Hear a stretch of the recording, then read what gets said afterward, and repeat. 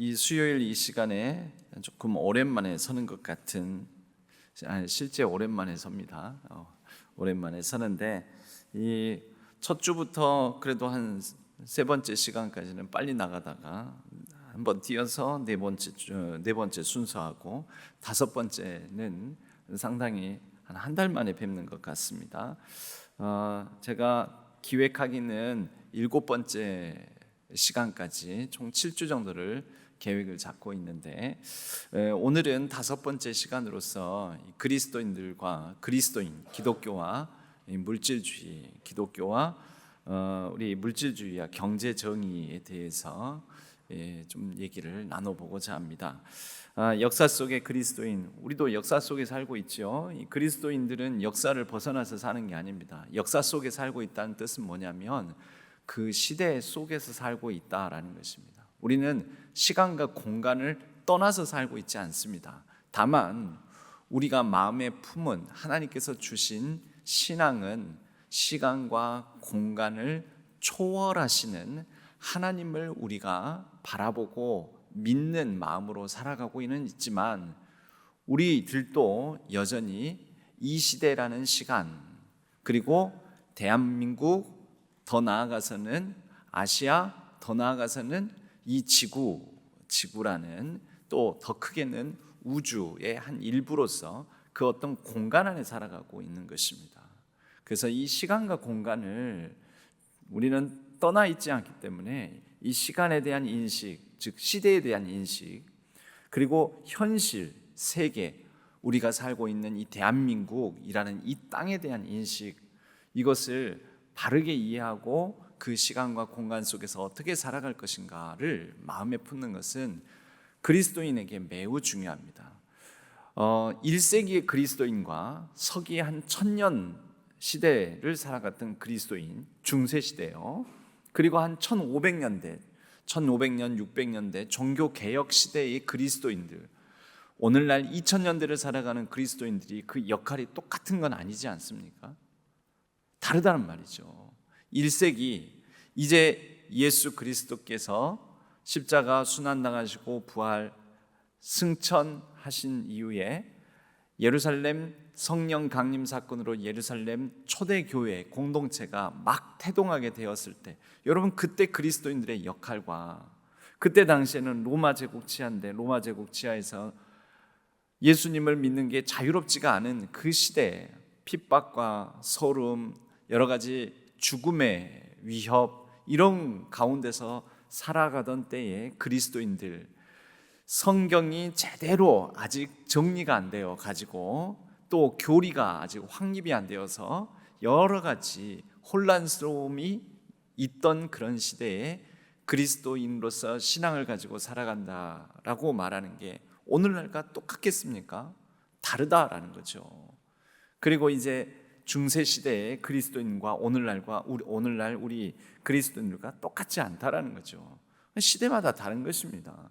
그리고 또 오늘날에도 선교지, 그곳에서 이 소수자로서, 종교적으로는 소수자, 선교지 전 국민이 한 90%가 불교 신자인데 그 가운데 기독교인은 한 3%밖에 안 되지 않는 곳에서 기독교인으로서 살아가는 사람들이 있습니다. 그러면 그런 공간, 그런 나라, 그런 민족 속에서 살아가는 그리스도인들과 오늘날 대한민국처럼 종교의 자유가 있는 가운데 기독교가 상당히 사회에 영향력을 강하게 미치고 있는, 그래도 다수에 들어가는 그런 이 대한민국이라는 땅에서 살아가는 그리스도인들이 다르죠. 같지가 않습니다. 그러니까 우리가 살아가고 있는 시대, 이 시기와 우리가 살아가고 있는 이 땅, 오늘날 대한민국 이 현실, 이러한 것에 대한 인식을 올바르게 갖는 것은 그리스도인으로서 매우 중요하다라는 것입니다. 물론 시대를 초월해서 어제나 오늘이나 내일이나 영원토록 변함없으신 하나님을, 그리고 그 하나님께서 우리에게 시대를 초월하여 우리에게 전해주신 가치를 붙들고 살아가는 것은, 그건 당연한 거죠. 매우 중요한 거죠. 그러나 그 시대를 초월한 가치를 이루어가는 이 시대에 대한 시간과 공간에 대한 이해도 필요하다라는 말씀입니다. 오늘은 이런 좀 물질주의와 경제정의, 그런데 여러분들에게 오늘은 앞뒤로, 여러분 인쇄물이 앞뒤로 되어 있죠. 그래서 이 뒷부분에는 보면은 뭐 막 같은 얘기가 막 그 단어가 또 나오고 막 되어 있습니다. 이래 해서 이 물질주의와 이 경제 정의에 대한 얘기를 나누면서 동시에 우리가 혼동하고 헷갈리면서 쓰고 있는 여러 가지 무슨 주의, 예를 들면 공산주의, 사회주의, 뭐 민주주의, 자본주의, 뭐 이런 것에 대해서 기본적인 용어 정리를 좀 하고 해야 할 필요가 좀 있습니다. 그래야 무엇이 옳은지 그른지 엉뚱한 단어들을 가지고 서로 괜히 열내고 성내고 오해하고 하는 것을 줄일 수가 있다. 이 시대에 대한민국의 그리스도인으로서 바르게 살아갈 수가 있다. 이제 그 얘기의 말씀을 먼저 드리면서 오늘 말씀을 제가 박스 안에 두 부분의 말씀을 두었습니다. 하나는 누가복음의 말씀, 아까 읽었죠. 이 누가복음의 말씀은 한 어리석은 부자에 대한 비유 말씀입니다. 어리석은 부자는 어떤 사람인가? 자신이 많이 가졌습니다. 농사를 지었는데 많이 풍요로운 소출을 거둬가지고 야, 나 이제 부자 되었다 하면서 창고를 더 크게 짓고 그 창고에 이 소출을 쌓아놓는 거죠. 그리고 다 쌓아놓고 난 다음에 기분이 너무 좋아가지고 배 두드리면서, 아마 그러지 않았을까 싶습니다. 배 두드리면서 이렇게 얘기를 하는 거죠. 내가 이제 여러 해 쓸 물건을 많이 쌓아두었으니 평안히 쉬고 먹고 마시고 즐거워하자. 근데 이건 다른 사람과 더불어 먹고 마시고 즐거워하자가 아닌 것 같아요. 우리 가족끼리, 우리 거니까 내 소유를 가지고 앞으로 여러 해 동안 쓰고 먹고 살 만한 정도로 쌓아두었으니 이거 가지고 먹고 잘 살자, 이랬다는 거죠. 이 비유를 드시면서 예수님께서 하신 말씀은 뭐라고 말씀하시냐면 20절에 나옵니다. 하나님은 이르시되 어리석은 자여 오늘 밤에 네 영혼을 도로 찾으리니. 무슨 말입니까? 지금 다 쌓아두고 내가 이제 이 땅에서 수년간 먹을 양식을 쌓아놨으니 먹고 마시고 즐거워하자 했는데 그 먹고 마시고 즐거워할 시간이 있어요, 없어요? 그날 밤에 그냥 영혼을 데려가 버리신 거예요. 무슨 말입니까? 죽었다라는 거예요. 죽었다. 재산 다 쌓아놓고 죽었다. 그러면 이 준비한 것이 누구 것이냐? 내 것이야 라고 그랬는데 영혼을 하나님께서 데려가 버리시면 누구 거예요? 남은 사람들 거시긴 하겠죠. 적어도 확실한 거는 내 거 아니죠. 죽었는데 뭐 자기 거, 죽었는데 뭐 쌓아놓은 거 그거 먹으러 다시 오겠습니까? 죽었는데 뭐 그거 가지고 뭐 이 재산 행사할 수 있습니까? 못한다라는 것입니다. 그러니까 이 준비한 것이 한마디로 말하자면 무슨 소용이 있겠느냐? 자기를 위하여 재물을 쌓아두고 하나님께 대하여 부여하지 못한 자가 어리석은 자다. 이게 어리석은 거다. 헛되다. 이제 이런 말씀인 거죠. 쌓아놓는, 부를 쌓아놓기만 하는 것에 헛됨, 공허함, 무가치함에 대한 얘기를 하고 있습니다. 재물중심 가치관이 얼마나 무용한지, 그래서 우리에게 뭘 가르쳐 주냐면요, 그거 쌓아놓고 배 두드리면서 몇 년간 수년간 먹고 살 거리를 남겨두었으니 나는 이제 평안하다, 좋다, 이렇게 말할 게 아니다라는 것입니다. 그러면 소유가 필요가 없습니까? 어떻게 해야 됩니까? 내게 주어진 거. 어떤 사람은 많이 벌 수 있고 어떤 사람은 좀 조금 벌 수도 있습니다. 그런데 내게 주어진 거 가지고 내 것이다, 내 손 안에 들어온 것이다, 이게 아니라 내 손 안에 들어온 것으로 향유할 수 있어야 된다라는 것입니다. 이번에 전국 예비학교로 70 플러스를 진행을 했는데 70 플러스에 매주마다 이 강조한 내용 중에 하나가 뭐냐면요, 소유에 집착하지 말고 이제 향유할 수 있어야 된다라는 그런 말씀을 반복해서 나눴습니다. 우리 어른 세대들은 향유하실지를 잘 못합니다. 향유를 못해요, 향유를. 그래서 그런 예화도 들었습니다. 어떤 자식들이 조금씩 보내준 용돈, 또 이렇게 또 자기가 논일하고 반일하고 해가지고 번 거 뭐 이렇게 했는데, 그 쓰는 거를 할 줄 몰라가지고 아까우니까 그것을 다 쌓아두고 있었다는 거죠. 근데 어디 은행을 이용해서 통장에다 넣어놓은 줄 알았는데 통장에 돈이 없더라는 거예요. 어느 날 그 쓸쓸하게 먹을 거 못 먹고 또 입을 거 잘 못 입고 또 사는 것도 그냥 그저 그렇게 사시다가 어느 날 돌아가셨어요, 이 할머니가. 그 통장이나 이런 거 있는지 봤는데 통장도 없어요. 그래서 아이고, 그냥 우리 어머니가, 우리 할머니가 아무것도 안 남기셨나 보다 하고는 그 다 이제 살던 집을 정리를 하고 다 치우는데 구들장을 떠들어 봤더니 장판 밑에 10,000원짜리 50,000원짜리가 수북하니 있더라는 거죠. 그걸 걷어서 다 세보니까 몇 천만 원 되더라는 것입니다. 한 7천만 원? 그 정도 되더라는 거죠. 여러분, 진짜 이 할머니는 돈방석에서 사신 거예요. 그잖아요. 돈방석 위에서 맨날 주무시고 돈방석 위에서 앉아있고 거기에서 밥 먹고 그러셨잖아요. 돈방석 위에서 사셨어요. 내 거다, 나는 이거 다 아껴놓고 있다. 그거 하나도 못 쓰고 그렇게 돌아가셨어요. 얼마나 근데 허무합니까?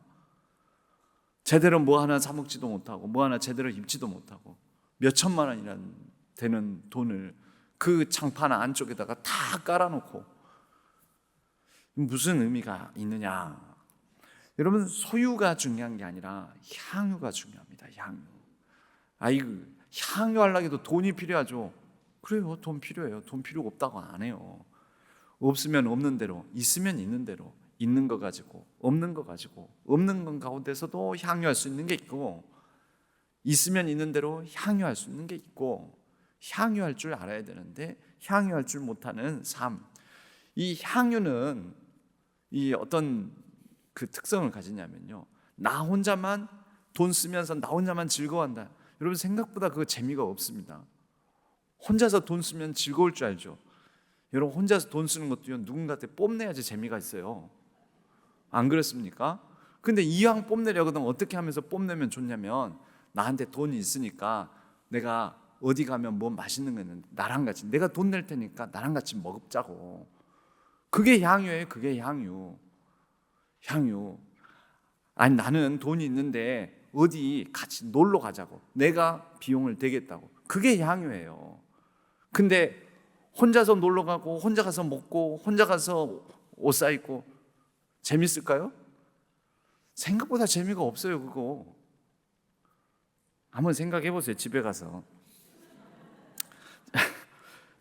혼자 그렇게 해도 재미있는지 없는지 한번 생각해 보세요. 여러분, 놀러도 좀 같이 가야 재밌지 않습니까? 아니에요? 그래서 맨날 요즘 나가시더만, 맨날 성교별로. 이게 우리 전 집사님 쉬는 날이 없어요. 쉬는 날이 맨날 나가시느라고. 같이 가야 재밌는 거지. 같이 먹어야 재밌고, 같이 놀러 가야 재밌고, 같이 수다 떨어야 재밌고, 같이 차 마셔야죠. 더 맛있고. 혼자 맨날 차 마시고 혼자 밥 먹고, 여러분, 밥맛 있어요? 혼자 맨날 밥 먹으면 밥이 맛있어요? 맛없어요. 잘 모르겠으면 집에 가서 가만히 한번 생각해 보세요. 또 혼자 식사하시면서 이게 맛있는가 맛이 없는가. 여러분, 오늘날 이 한국 교회는 예전에 비해서는 많이 소유하게 되었습니다. 많이 소유하고, 한국 사회는 많이 소유하게 되었고 많이 발전하게 되었습니다. 그런데 여전히 제대로 온전히 바르게 향유할 줄 모른다. 향유는 아까 혼자 먹는 것보다, 나는 돈이 있고 당신은 돈이 없으면 돈 있는 내가 같이 맛있는 거 같이 먹게. 그러면 그게 향유가 되는 거죠. 거기에는 무슨 의미가 담겨져 있습니까? 나눔의 의미가 담겨져 있는 것입니다.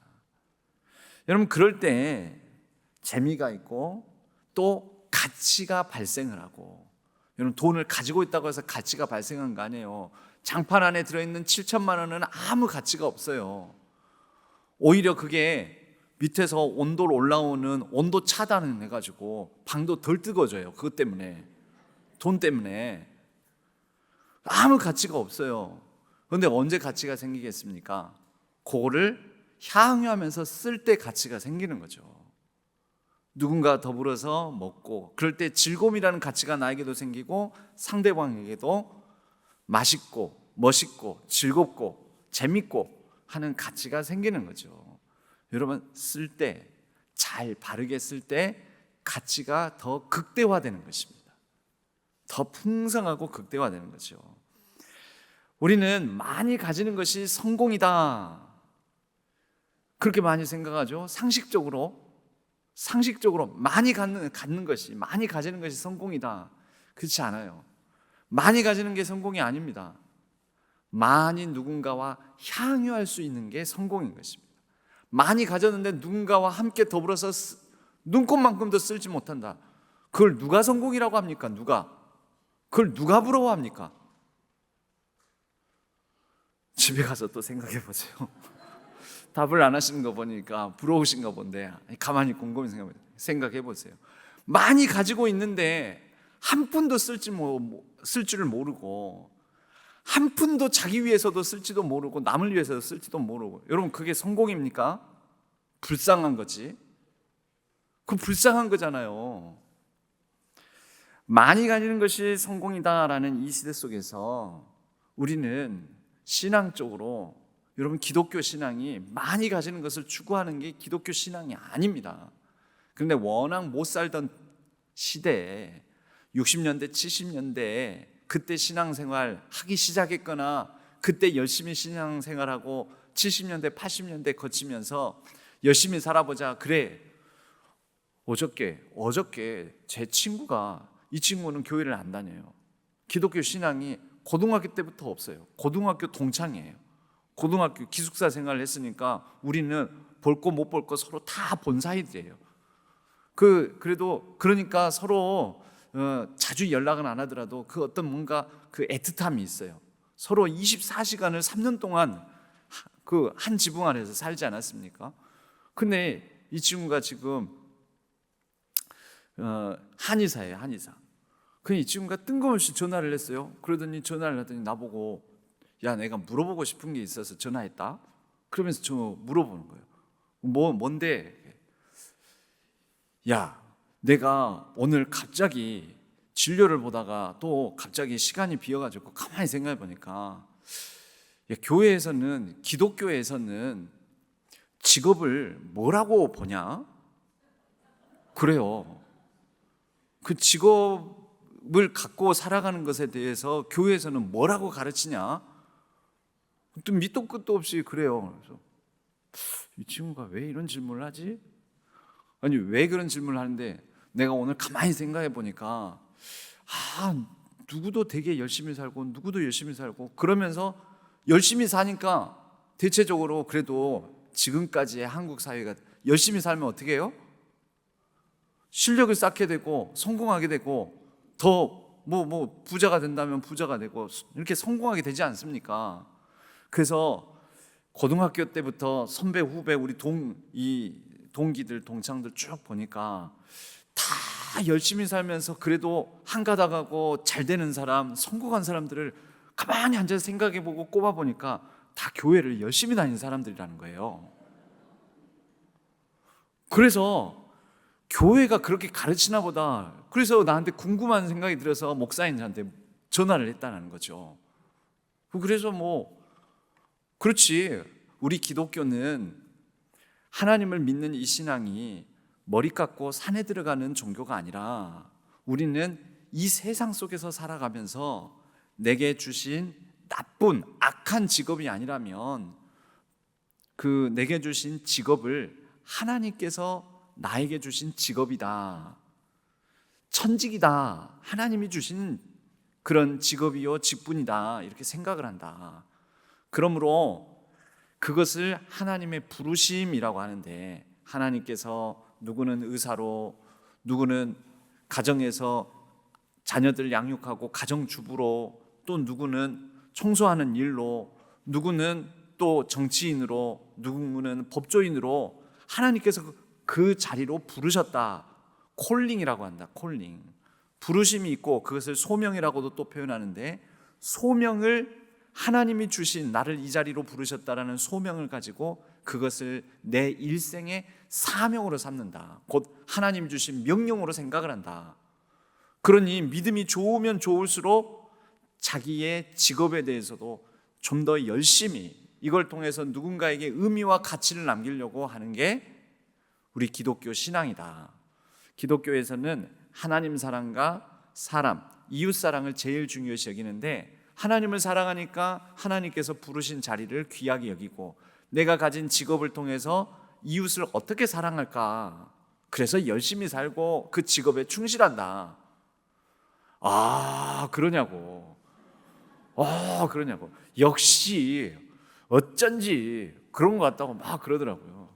그래서 너도 교회 다닐 생각 있냐 그랬더니, 아니 아직은 내가 아직은 아닌데 아무튼 오늘 그런 고민이 들었어. 그러면서 잘 사냐 하고는 그냥 끊었어요, 전화를.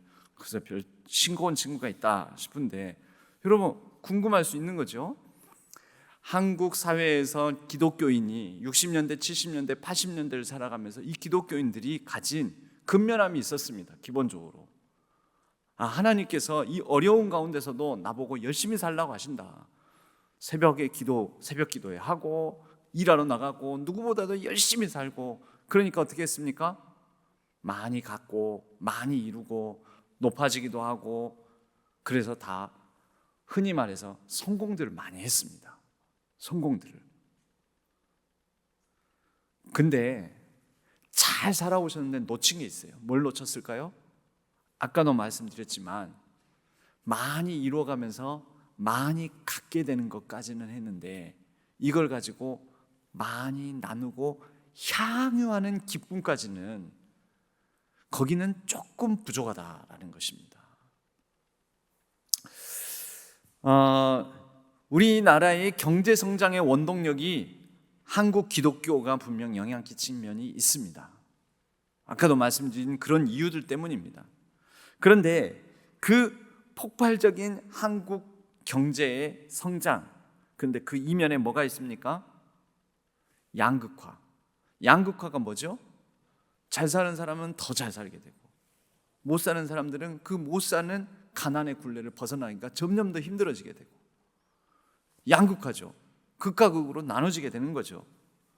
그리고 오늘날에는 청년 실업, 또 부동산, 제가 그 전에 보니까 우리나라의 몇 퍼센트의 사람들이 우리나라 국토에, 이 땅에, 소유할 수 있는 땅에 10%의 사람들이 우리나라의 한 80%의 땅을 소유하고 있다고 그러더라고요. 그러니까 이제 이런 불균형, 그 다음에 노인 빈곤. 최근 MZ세대들은 이런 불평등, 그리고 아무리 해도 되지 않을 것 같은 가운데에서 이 좌절감을 느끼면서, 이미 제가 청년 때요. 저는 이제 청년 아닙니다. 아시죠? 우리 어른들은 그래도 저보고 젊다라고 여기실지 모르는데, 저 청년 아니에요. 지금 대학생들 친구에 보면은 전요 완전 아저씨예요, 아저씨. 완전 중년 아저씨예요. 그런데 제가 청년 때도 뭐가 있었냐면 3포, 5포가 있었어요. 3가지를 포기한다, 5가지를 포기한다, 3포, 5포, 7포, 그러더니 나중에는 9포까지 나왔어요. 9포. 9가지 포기한다라는 거예요. 그건 뭐 포기해요? 수학 포기, 영어 포기 이런 거 아니에요. 직장을 포기하고 결혼을 포기하고, 결혼하더라도 뭘 포기해요? 자식을 갖는 걸 포기하고, 집 갖는 걸 포기하고, 또 뭐 있더라. 아무튼 이런 식으로 막 포기를 막 하는 거예요. 그게 3포 세대니 5포 세대니 그러더니 나중에는 7포 세대가 나오고 9포 세대까지 나오더라는 거죠. 이게 뭐냐면 좌절감입니다. 우리는 해도 안 돼, 해도 안 돼. 열심히 살아도, 열심히 살면 되는 시대가 있었어요. 우리 지금 60대 이상, 70대, 80대 이 세대들은 그래도 열심히 살면 사는 대로 쪽쪽 뭐 재산이 는다든지 집을 사게 된다든지 성공하게 된다든지 그게 가능했었습니다. 근데 요즘은 마냥 열심히 산다고 이게 이 차이를, 이 갭을 뛰어넘을 수가 없다라는 거죠. 여러분 젊으셨을 때 우리 지금 한 70 정도 선에 있는 우리 어른들 50년 전 20대 초중반 때 여러분 얼마 정도 열심히 직장 잡아가지고 열심히 하면 그래도 집 사셨어요. 뭐 좋은 집 아니어도, 큰 집은 아니어도. 집에 가서 생각하실 거예요 그거? 여러분 그때 그랬죠. 한 50여 년 전에, 50년 전이 아니라 한 40년 전에도, 40년 전까지만 하더라도 그래도 몇 년 내가 정말 열심히 벌면은 그래도 조금만 단칸방이라도 사겠다, 이런 계획을 가지고 살지 않았습니까? 예. 근데 요즘은 아예 계획을 못 세운다니까요. 요즘 아예 못 세요. 아예 못 세요. 아예 그냥 아예 포기하는 거예요. 아유 집은 글렀다. 아예 그냥 그런 거 못 해요. 그러니까 이 좌절감이라는 게 큰 거죠. 그러면 옛날에 우리 어른들 50년 전에 어른들이 배웠던 학력 수준보다 요즘 애들이 덜 배웠습니까? 덜 똑똑합니까? 뭐 못났습니까? 아니란 말이죠. 그러니까 이런 참 안타까운 시대를 살게 되었다라는 거죠. 이런 가운데서 교회의 역할은 무엇인가? 한국 교회도 많이 커지고요. 신앙교회도 50년 전보다는 지금 확실히 커지지 않았습니까? 물론 최근에 코로나 이전에는 뭐 더 많이 모이고 더 컸습니다, 이렇게 말씀하실지 모르지만 한 40년 전, 50년 전하고 비교해 보십시오. 커졌죠. 엄청 커졌고, 그런 가운데서 한국 교회가 돌아봐야 될 게 있습니다. 이런 바로 여러분 기도하고 새벽부터 나와서 기도하시고 하나님께 간구하고 열심히 살면 됩니다. 자, 따라서 한번 해봅시다. 나는 할 수 있다. 한번 해보자. 막 그런 구호도 외치고 그랬었어요. 그런 구호 외치는 걸 제일 잘하는 데는 어디냐면 다단계예요. 다단계 가면은 그런 구호를 막 으쌰으쌰 할 수 있다, 우리는 할 수 있다, 와 하면서 막 그러면은 진짜 할 수 있을 것 같은 막 그런. 근데 실제 또 한국 사회에서 그리스도인들이 했어요. 해냈습니다. 잘했습니다. 그런데 이러한 성공 케이스들, 성공 사례들이 많아지고 그러다 보니 교회가 가르치고 전하고 우리가 공유하는 가치관이 성공주의, 번영신학, 번영주의, 번영신학, 신앙, 이런 것들을 좋은 믿음인 것이냐 이렇게 바꾸어 버리게 된 것이죠. 그런 것들을 전부 다 뭐라고 하냐면요, 신앙이 물질주의에 편승하고 성공과 번영신앙 이런 위주로 가게 된 것을 우리가 기복주의라고 하는 것입니다.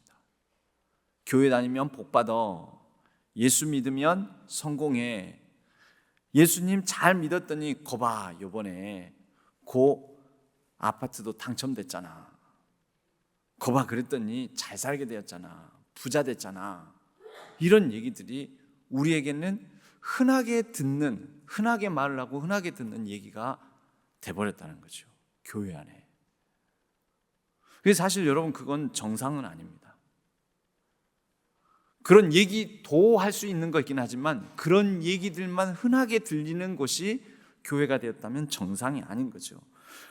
교회의 역할은요, 우리의 욕망이 기도하였더니 믿음생활, 신앙생활, 교회생활 잘했더니 우리의 욕망을 달성하게 되고 욕망을 충족하게 되었다라는 얘기가 간증이라는 이름으로 포장해서 나오는 것이 아니라 우리의 욕망을 절제하고 그 욕망을 잘 다스렸더니 하나님께서 향유할 수 있는 기쁨, 더 없는 기쁨을 주셨다.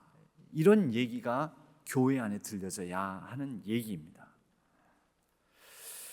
그러면서 좀 더 심플한 삶, 단순한 삶, 단순하게 하나님을 믿고 하나님의 말씀을 붙들고 단순하게 살아가는 삶, 그리고 축적하는 것이 축복이 아니라 이것을 잘 지혜롭게 나누고 향유하고 분배하는 것을 기쁨으로 삼는 것. 여러분, 이게 바로 교회가 요 방향으로 사실은 전환이 아니에요. 그게 원래 본질이었어요. 그래서 오늘 다른 본문을 이 박스 하나에다 박스 위에 넣어두었는데요. 어리석인 부자의 비유가 누가복음에 있는 말씀이라면 사도행전 교회의 모형, 모델이라고 할 수 있는 예루살렘 교회, 성령 강림 사건 이후에 예루살렘 교회의 모습이 어떤 모습입니까? 믿는 사람이 다 함께 있어. 그 박스 안에 두 번째 줄에 있어요. 다 함께 있어. 모든 물건을 서로 통용하고 또 재산과 소유를 팔아 각 사람의 필요를 따라 나눠주며, 그랬더니 어떤 일이 일어납니까? 여기에 온 백성에게 칭송을 받더라 그랬는데요. 다른 성경에는 이걸 이렇게 번역해요. 온 백성들이 이 교회를, 예루살렘 교회 공동체를 참 매력적인 곳으로 봤다라는 거예요. 참 매력적인 곳. 우리가 여러분 매력적이다라는 것을 어떻게 표현합니까? 저 사람이 지금 오늘 막 매력이 흘러 넘쳐요. 그러면 우리가 뭐라고 해야 한자로? 참 멋지다, 이렇게 말하는 거죠. 오늘 매력이 철철 흘러 넘치네. 오늘 참 멋지네. 그렇게 표현하지 않습니까? 그러니까 성령 강림으로 만들어진 예루살렘 공동체를 보고 그 주변 사람들이 야, 멋지다, 야, 진짜 멋지다, 그렇게 봤다라는 거죠. 그래서 날마다 멋진 것이니까요. 요즘 사람들 또 멋있는 거 좋아해요. 멋있으니까 거기에 끼어보려고 들어왔다는 거예요.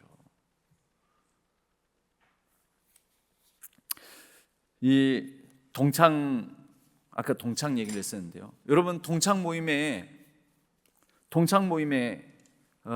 여러분들은 아직 동창 모임이 있으십니까?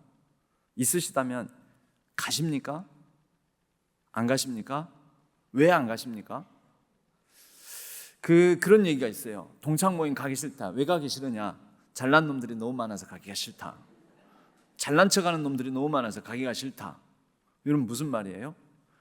내가 그 친구들만큼 막 떵떵거리고 자랑할 만한 거리가 없으면은 괜히 가가지고 위축되니 가기 싫어요.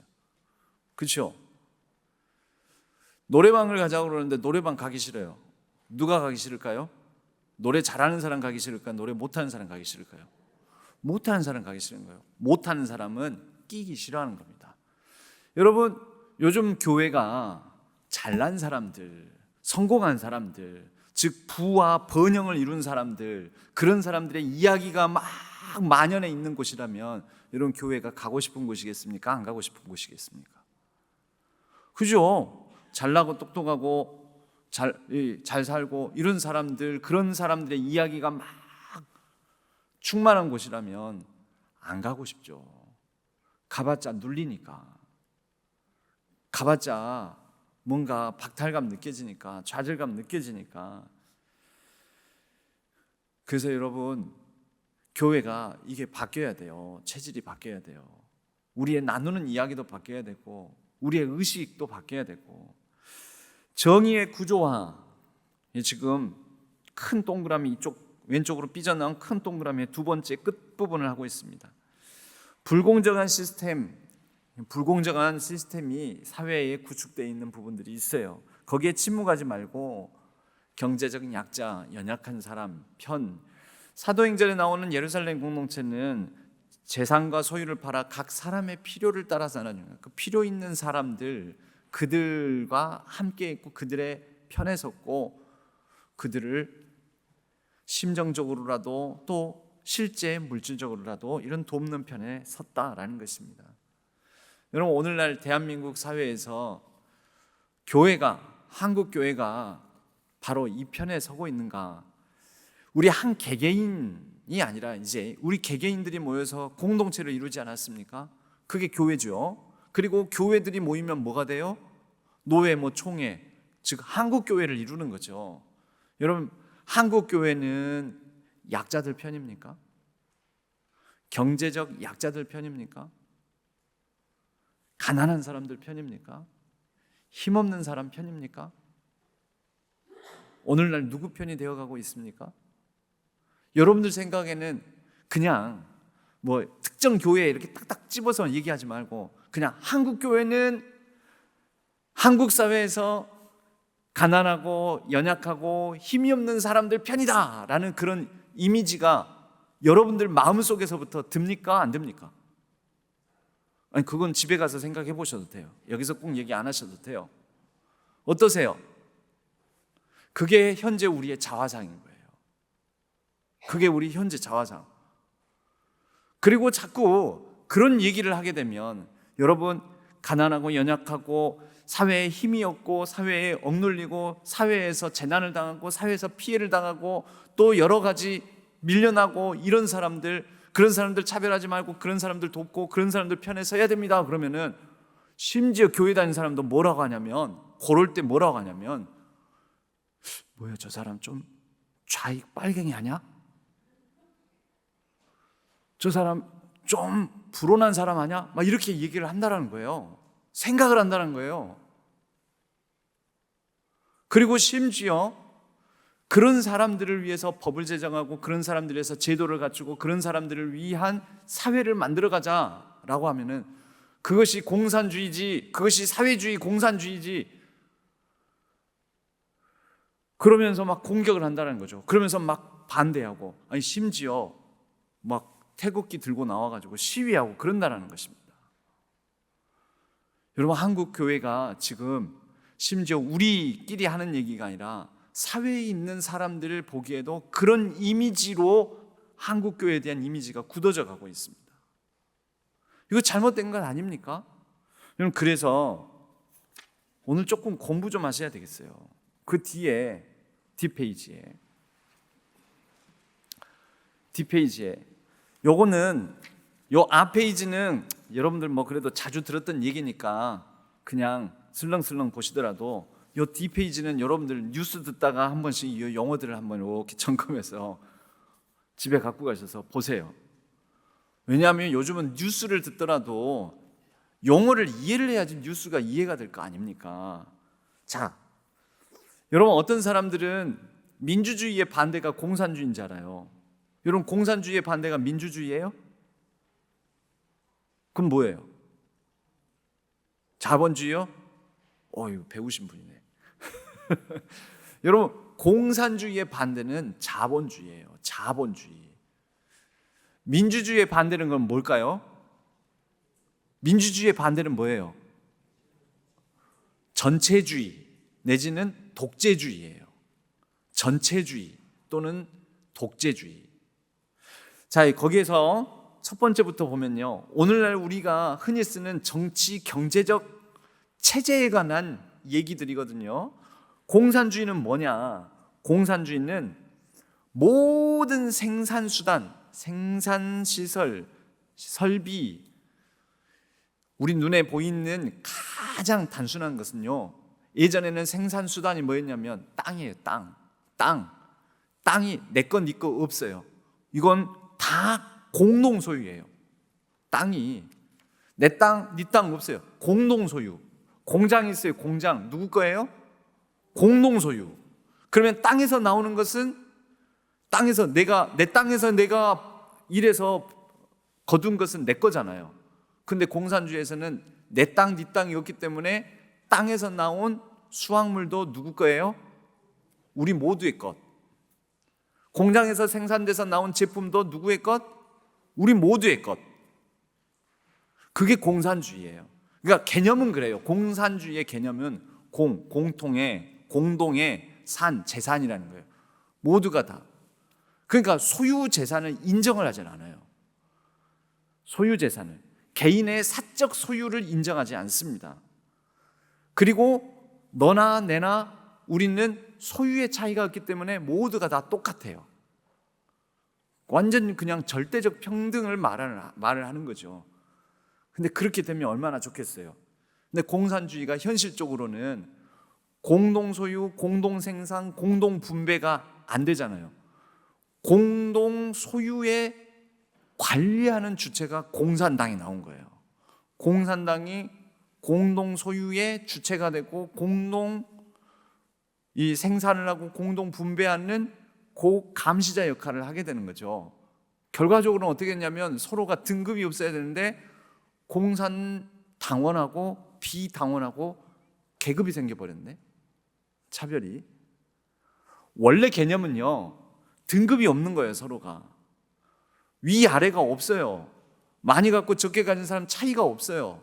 모두가 다 똑같은 그거였는데 그게 현실 속에서 구현되다 보니 공동이면 누가 관리를 해야 될 거 아니야, 분배 누가 해야 될 거 아니야, 생산을 누가 감독해야 될 거 아니야, 이러면서 공산당이 그 역할을 하게 된 거죠. 그러면서 공산주의에서 뭐가 나오냐면 전체주의와 독재주의가 나오게 된 거예요. 공산주의라는 경제적 시스템을 현실 속에서 하려고 보니까 공산당 일당이 소유와 생산과 분배의 관리 감독하는 역할을 맡으면서 공산당 일당 독재주의로 흐르게 된 것입니다. 그리고 개개인의 자유를 억압하게 되는 거고. 그러니까 공산주의에서 전체주의, 독재주의라는 경제체제에서 정치체제가 나온 거예요. 그러면 경제와 정치는 뗄래야 뗄 수가 없는 관계에 있어요. 그러나 개념은 분리해서 생각하고 나중에 다시 통합해서 생각하셔야 돼요. 그런데 개인의 사유재산을 인정하자라는 쪽이 어디냐면 자본주의입니다. 자본주의. 그러니까 공산주의의 반대 개념은 자본주의예요. 자본주의는 개인의 소유를 인정하고 사적 재산을 허용하기 때문에 여러분 계급이 생겨요, 안 생겨요? 잘 모르시겠어요? 여러분 1000평 땅 가진 사람하고 땅 한 평도 없는 사람하고 계급이 생깁니까, 안 생깁니까? 1000평 땅 가진 사람은 땅 하나도 없는 사람을 부립니까, 안 부립니까? 그러면 계급이 생겨요, 안 생겨요? 높낮이가 생겨요, 안 생겨요? 생기죠. 그게 자본주의예요. 자본주의는 반드시 불평등을 야기하게 돼 있습니다. 서로 똑같이 시작했어도요, 살다 보면 이 사람은 뭐 게을렀든지 아니면 병이 걸렸든지 갑자기 무슨 사고를 당했든지 하면서 똑같은 10평을 가지고 시작했는데 이 사람은 자꾸 10평이 5평 되고 2평 되고 1평 되고 점점 줄어가. 왜요? 불의의 사고를 당하거나 어떤 재난을 당하거나, 이상하게 이 집 땅 있는 데는 비가 적당히 오는데 이 집에는 비가 오면 억수로 와버리고 안 오면 아예 안 와버리고, 그래서 점점 가난해져 버리는 거죠. 여러분, 처음에 다 똑같이 시작했어도 반드시 소유의 불균형이 생깁니다. 근데 소유의 불균형이 생겨도 그건 할 수 없어. 그게 자본주의예요. 그러니까 자본주의는 반드시 경제적 불평등을 야기합니다. 경제적 불평등은 경제적인 불평등만 야기하는 것이 아니라 사회적 불평등, 계급의 불평등을 야기하게 돼 있습니다. 이게 자본주의예요. 그렇게 각자 가진 거 가지고 또 일을 하고 자기 소유를 가지고 재산을 늘려가고 그리고 다 자유에 맡기자. 이게 이제 자본주의는 그래서 자유시장주의하고 뗄래야 뗄 수 없는 관계를 갖게 되는 것입니다. 여러분, 제가 말한 이 기초 개념만 놓고 보면은 시장 경제주의가, 자유시장주의가 좋은 겁니까, 안 좋은 겁니까? 잘 모르시겠어요?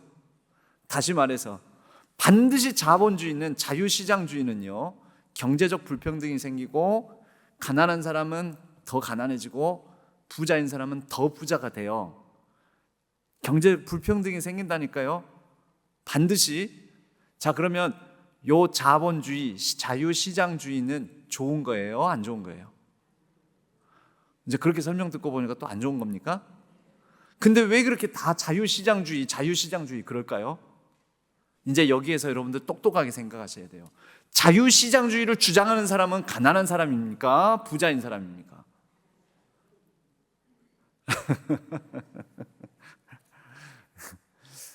잘 생각해 보세요, 여러분. 자유시장주의는 가난한 사람은 더 가난해지고 부자인 사람은 부자가 되는, 반드시 그렇게 되게 돼 있어요. 사유재산을 인정하니까. 그리고 자기 재산 가지고 자기 땅 가지고 자기 마음대로 하는 것을 주장하는 사람이 자유시장주의자들이에요. 다시 말해서 돈 있는 사람은 돈을 가지고 돈을 더 벌 수 있는 게 자본주의, 자유시장주의예요. 그러면 요건 부자가 더 좋아하겠어요? 가난한 사람이 더 좋아하겠어요? 그 쉬운 질문을 그렇게 어렵게 생각을 하세요. 여러분, 쉬운 게 어려워지는 거는 용어들이 막 들어오니까 어렵게 느껴지시죠? 근데 사실 되게 쉬운 거예요. 그런데요, 놀라운 것은요, 이 자유시장주의를 주장하는 쪽을 이상하게 가난한 사람들이 찍어요. 요상하지 않습니까? 왜 가난한 사람들이 자기 가난한 사람보다는 가진 사람, 돈 있는 사람을 위해서 주장하고 막 정책을 펼치는 쪽을 찍을까요? 왜 그럴까요? 몰라서 그래요. 몰라서. 못 배워서. 이 용어들, 이 개념들을 못 배워서요. 그래서 자유가 들어가니까 자유가 좋은 거지 하면서 거기 찍어요. 아무 생각 없이 막 찍어버리는 거예요. 그리고 가진 사람들, 있는 사람들은 가진 사람들 더 많이 배웠겠죠. 아무래도 그죠. 그러니까 말을 겁나 헷갈리게 하는 사람들이에요. 말을 막 헷갈리게 하니까 오히려 없는 사람들은 진짜 헷갈려져 해가지고 찍을 때는 헷가닥 해가지고 찍어버려요. 막 헷갈리게 얘기를 하니까. 여러분, 아주 단순하게 보면 이런 거예요. 자, 그 다음에 사회주의라는 게 있어요. 사회주의. 보통 사회주의하고 공산주의하고를 거의 동일시 여기는 경우가 있는데, 사회주의는 좀 달라요. 사회주의는요, 사유재산을 인정을 합니다. 많은 사회주의는 사회가 사회의 공공복리를 위하여서 사유재산을 제한할 수도 있는 게 바로 사회주의예요. 여러분, 우리나라는 사회주의적인 요소가 있을까요? 없을까요? 왜? 있어요? 왜? 맞아요. 대표적으로 뭐가 그런지 아세요? 여러분, 돈 쬐끔 내고 치료 겁나 많이 받잖아요. 의료보험이 사회주의 정책이에요. 여러분, 원래 돈 있는 사람만 치료를 잘 받아야 되는 거 아닙니까? 막 CT 찍고 MRI 찍고 막 그래야 되는 거 아니에요. 원래 그거 보험 적용 안 하면은 CT 한 번 찍는데 30만 원씩, MRI 찍는데 70만 원, 막 100만 원씩 하잖아요. 근데 여러분 얼마 내요? 사람마다 다르죠. 보통 중증 환자, 제 아내도 그 중증, 그래서 산정특례라고 하는데요, 암 환자이거나 이런 사람들은 얼마 내냐면 한 5만 원밖에 안 내요. 안 그러면 한 돈 100만 원 내야 되는데 한 5만 원밖에 안 낸다는 거예요. 원래 가진 것 가지고만은 자기가 치료받아야 되잖아요. 100만 원짜리는 100만 원 가진 사람이 100만 원짜리 치료를 받아야 되는데 5만 원 가지고 100만 원어치 치료받고 있잖아요, 지금. 그게 뭐예요? 그게 사회주의예요, 사회주의. 그러니까 여러분, 막 헷갈리게 하니까 뭐야 그거 저 좌익 빨갱이고 저건 공산주의고 뭔 저건 사회주의고 저건 나쁜 거고 막 그러는데, 여러분, 지금 여러분들이 이용하고 있는 게 다 사회주의적 방법이에요. 그리고 나중에 연금 받죠. 연금이 사회주의적 방법이에요. 연금이 원래는 자기가 낸 것만큼만 타먹어야 될 거 아닙니까? 자기가 낸 것만큼만 타먹어야 되죠. 그럼 자기가 낸 것보다 더 많이 타먹는 사람들 있죠. 각종 보험들이 다 그런 거 아니에요. 물론 개 중에는 자기가 낸 것만큼도 못 찾아 먹는 사람도 있어요. 하지만 그래도 내요. 언젠가는 나도 더 많이 타먹을 날이 있을 것이다 하고. 그게 사회주의적 방법이에요. 그게. 자, 거기 있는 거 읽어보세요. 사유재산은 허용하되 생산수단 일부를, 말을 이렇게 어렵게 써서 그러는데 그 어떤 부분에 대해서는 국가가, 사회가 통제를 하여서 공공복지, 공공복리를 위하여서 제한하고 통제할 수 있다라는 것입니다. 그리고 아까 시장주의가 자본주의와 연결이 되죠. 시장주의는 시장 만능주의, 시장이 자유롭게 시장이 되는 대로 가격이 책정되고 하게끔 하자. 자, 그러면 어떻게 되는지 아세요? 여러분, 물은 안 마시고는 못 살죠. 수돗물 공급 안 되면 못 살죠. 그러니까 수돗물을 시장에 맡기면 어떻게 되는지 아세요? 돈 있는 사람은 펑펑 쓰고요, 돈 없는 사람은 수돗물 못 써요. 시장에 맡기면은 수도값을 비싸게 매겨요. 그래서 수도에 관해서는 누가 관리합니까? 수자원 공기업이 관리를 하고 있어요. 공기업이. 우리나라의 경우에는 전기도 공기업이 관리를 해요. 즉 국가잖아요. 공기업은 국가거든요. 국가가 전기, 수도를 관리를 합니다. 왜 관리를 해요? 그 시장에다가 그냥 맡기면 어떻게 돼요? 최대 이윤을 추구할 거 아닙니까? 최대 이윤. 나는 물 1톤 쓰는데 100만 원이라도 낼 용의가 있는 사람들은 100만 원 내고 쓰겠죠. 근데 100만 원 낼 용의가 없는 사람, 돈이 없는 사람은 어떻게 해요? 아이고, 그 수도세 무서워서 그 수도 물은 못 쓰겠고 저 우물 파가지고 우물에서 떠다 먹어야 되겠다, 그렇게 하는 거예요. 안 그러면 아프리카처럼, 야, 뭔 학교냐 지금, 오늘 우리가 얼굴 씻을 물도 없고 이 닦을 물도 없고 물 한 잔 마실 물도 없는데 넌 뭔 학교가 뭐하냐, 너 오늘 저기 가가지고 물 좀 떠갖고 와라 해가지고 한 6km 걸어서, 하루에 6km씩 걸어가지고 애들 보고 물 심부름 시키는 거죠. 그게 옛날에 그랬어요. 옛날에 우리나라도. 다시 말해서 국가가 수도를 관리하지 않을 때, 그때는 다 물두로 그렇게 저기 멀리, 아니면은 하다못해 저 어딥니까, 우물 있는 데까지 갔다가 또 오고 그러지 않았습니까? 여러분, 시장주의는 좋은 겁니까? 안 좋은 겁니까? 그러니까 이거 좋다 나쁘다가 아니라 잘 관리되는 시장주의가 좋은 거예요. 관리가 안 되면 어떻게 되냐면 이렇게 돼요. 자, 의료 서비스를 시장에다 맡기면 어떻게 되겠습니까? 우리나라가 지금 의료 서비스가 점점 시장에 맡겨지고 있습니다. 그게 바로 비급여 항목이 점점 늘어나고 있는 것입니다. 그래서 비급여 항목이 막 자꾸 늘어나면서 그 시장에 맡겨지는 거거든요. 그래서 사실 요 똑같은 제품이 요거하고 요거 두 개 있는데요, 요거는 보험이 되는 건데요, 요거는 보험이 안 되는 거예요. 근데요, 요거 보험이 되는 것은요 5만 원만 내면 되는데, 보험이 안 되는 이 비급여는요 100만 원 내셔야 돼요. 뭐가 더 좋대요? 당연히 비급여가 더 좋죠. 그래요. 이거는 어디에서 책정된 가격이에요? 이건 시장가로 책정된 가격이에요. 시장가로 책정된 가격. 사실 가격으로는 이게 정당한 가격이에요. 그만큼의 의료 서비스를 받으려면 요 100만 원어치를 내야 돼요. 그런데 요 의료보험 적용을 받는 이것은요 사실 정당한 가격이 아니에요. 피차간에. 이거는 강제로 정해놓은 가격이에요.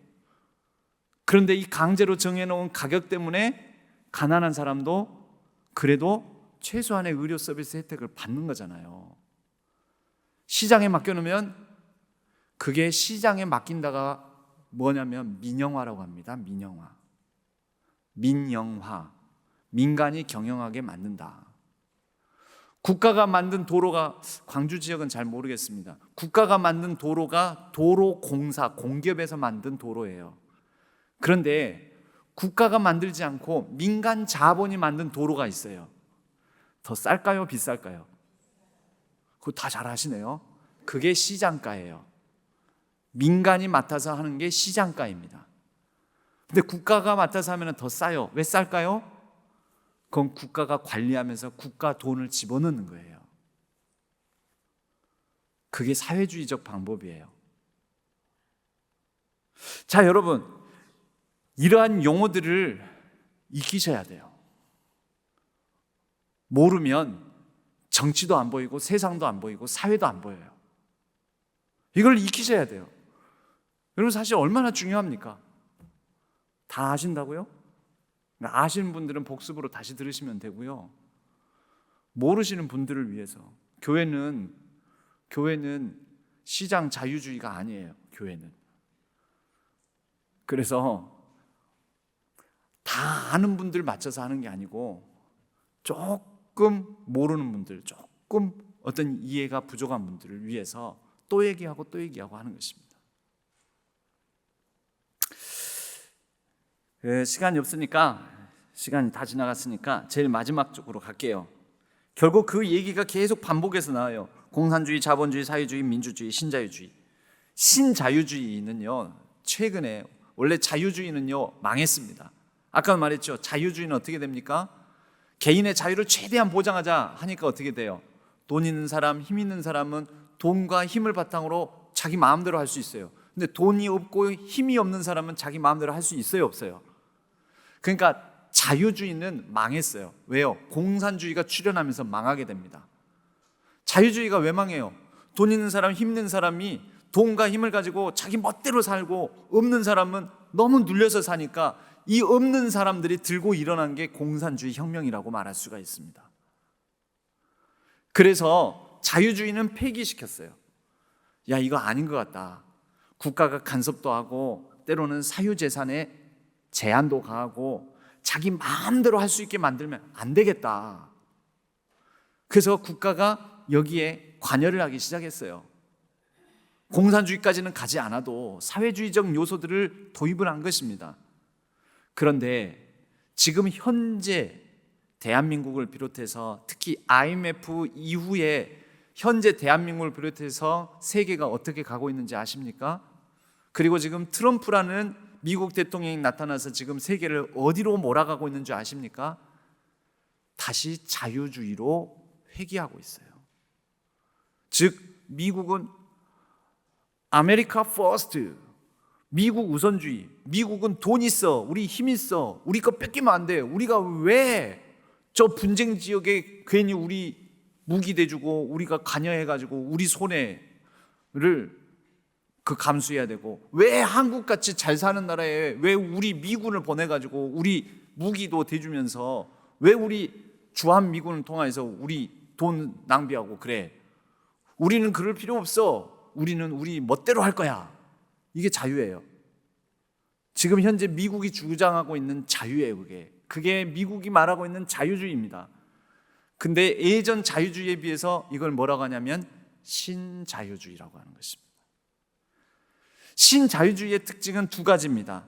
하나는 경쟁이에요. 경쟁.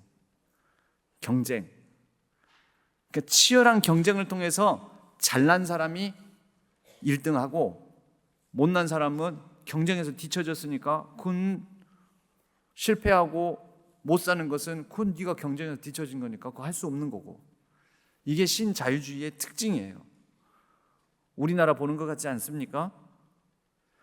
시장은 자율적이어야 되고, 그러니까 돈 있는 기업이 때로는 영세 자영업자든 군소 상인들이든 다 잠식하고 살아가는 것을 용납을 해요. 그게 신자유주의예요. 경쟁을 붙여요. 그리고 경쟁에서 이긴 사람이 선이에요. 이게 신자유주의의 특징이에요. 지금 미국이 그렇게 전 세계를 그렇게 만들려고 하고 있어요. 그래서 세계의 균형이 깨어지고 있습니다, 지금. 그래서 우리나라 지금 경제가 유독 어려워지고 있는 것입니다. 물론 이상한 대통령을 만나서도 그렇지만 이런 중요한 때에 여러분, 기독교 신앙은 목사님 말씀 들어보니까 뭐 공산주의 지지하는 겁니까? 뭐 사회주의 지지하는 겁니까? 아니요. 제일 마지막 결론을 읽겠습니다. 기독교 신앙은요, 특정 주의를 지지하는 것보다는 하나님 나라의 가치에 근거해서 여러 모든 체제를 비판적으로 성찰합니다. 심지어 민주주의에 대해서도, 여러분 그 위에, 바로 위에 박스요, 자유와 책임을 조화시키는 제도로서 현재는 민주주의가 그나마 세계의 가장 기독교적 가치와 가장 가까운 주의입니다마는 민주주의에 맹점이 있어요. 다만 성숙한 시민 윤리 없으면 매우 위험해질 수 있어요. 여러분, 윤석열 대통령 민주주의로 뽑았습니까? 아닙니까?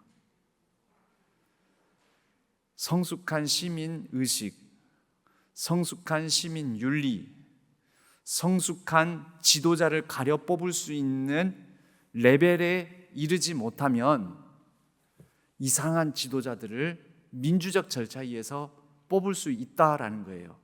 쉽게 말해서 자기 입을 아가리라고 하죠. 자기 아가리에다가 칼을 들이밀고 있는데도 그거를 칼인지도 모르고 막 집어삼켜요. 낚싯바늘인데 그걸 물어요. 바보처럼. 그래서 그나마 기독교적 가치와 가까운 게 민주주의인데, 민주주의는 반드시 성숙한 시민 교육이 필요합니다. 한국 교회가 이걸 안 했어요. 이걸 안 하고 맨날 공산당 타령만 한 거예요. 반공, 뭐 맨날 이런 빨갱이 뭐 이런 얘기만 하고 하면서 성도들이, 이 그리스도인들이, 교인들이 분별을 못하게 만든 것입니다. 여러분, 제가 뭐 오늘 또 조금 시간이 이렇게 조금 길어지게 되는데, 여러분 왜 제가 이런 거 하는 줄 아십니까? 저는 앞으로 한국 사회가 자칫하면은 한국 교회들 때문에, 그리스도인들 때문에 더 망할지도 모른다라는 불안감이 있습니다. 정말로. 왜요? 한국 사회는 많이 민주화가 됐어요. 민주주의가 됐어요. 근데 민주주의는 반드시 그 수준에 걸맞는 것만큼 성숙합니다. 그런데 한국 사회에 상당히 주도적인 역할을 할 수도 있는 힘을 가진 한국 교회와 한국 그리스도인들이 수준이 자꾸 떨어져 있는 거예요. 이 사회보다도. 그러면서 맨날 예수 얘기만 하래, 나보고. 여러분, 분명히 제가 말씀드린데요, 지금은 예수 그리스도 얘기와 더불어서 예수 그리스도께서 시대를 향해서 꾸짖었던 그런 얘기들을 우리가 듣고 성숙한 민주 시민으로서의 수준을 갖춰 나가야 될 시대입니다. 그래서 여러분들이 뭐 얼마나 알아들을지 못 알아들을지 모르지만 이런 얘기를 하는 것입니다. 여러분, 이런 얘기 하는 게 더 저한테 편할까요? 안 편해요. 저는 그냥 예수 잘 믿으면 여러분 복 받습니다 얘기하면 더 편해요. 제가 설교도 심플해요. 그럼 맨날 그 얘기가 그 얘기인데 그 얘기하면서 뭐 길게 할 게 뭐가 있겠습니까? 짧게 해도 돼요. 근데 민주주의가 뭐니, 뭐 공산주의가 뭐니, 자본주의가 뭐니, 오해 안 되게 하려면 이런 얘기 나름대로는 꼭꼭 씹어서 해야 되니까 더 오래 걸려요. 시간도 더 힘들어요. 그리고 이런 얘기 했다가 또 뭔 욕이나 들으면 어쩔까 이런 생각도 들어요. 그런데 해야 돼요. 왜냐하면 한국 사회가 망하면, 한국 사회 망하면 한국 교회는 멀쩡할 것 같습니까? 한국 사회도 살려야 될 책임이 한국 교인들, 그리스도인들에게 있습니다. 그래서 우리는 이러한 양극화를 줄이고 또 하나님께서 지키고 보호하라는 약자를 보호하고 청지기로서 이 시대와 이 나라, 이 대한민국 안에서 살고 있는 책임 있는 주체로서 정치적 선택, 경제 활동을 하는 한 주체로서 이 시대 가운데 정말 성숙한 민주 시민이자 성숙한 하나님 나라 백성으로서 살아갈 수 있는 우리 신안의 모든 성도님들 되셨으면 좋겠습니다. 기도하겠습니다.